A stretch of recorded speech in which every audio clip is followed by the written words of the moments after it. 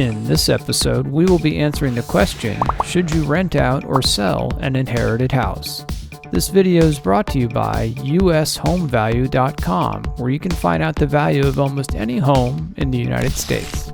Sadly, we're all eventually going to die, but if you're still alive and fortunate enough to have inherited a house, you may wonder what you should do with it, rent it out or sell it.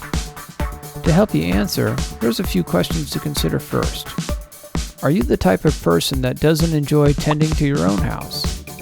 Do you operate on a tight budget and get easily stressed when something goes wrong? Do carpet spills and the resulting stains elicit a visceral response? And if you were to have a guest visit spontaneously, do they have to remove their shoes? If you answered yes to any one of those questions, well, then being a landlord may not be a good fit for you. For all others, though, it can be a wise choice to retain an investment property as long as it's desirable enough to generate enough income to maintain itself.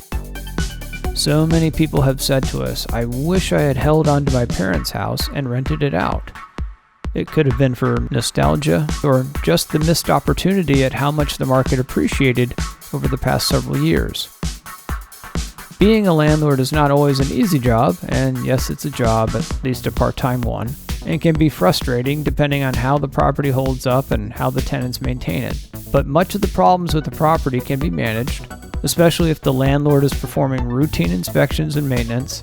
Just like with a timing belt on a Honda Accord, if you don't replace it, it's going to cause a lot more in damage than the $1,000 service fee.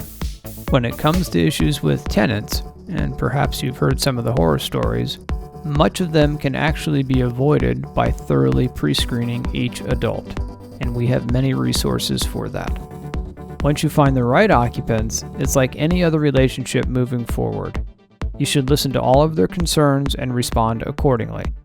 When there's a disagreement, it's important to know when you're wrong and try to compromise when it's warranted. A little compassion helps in understanding their perspective.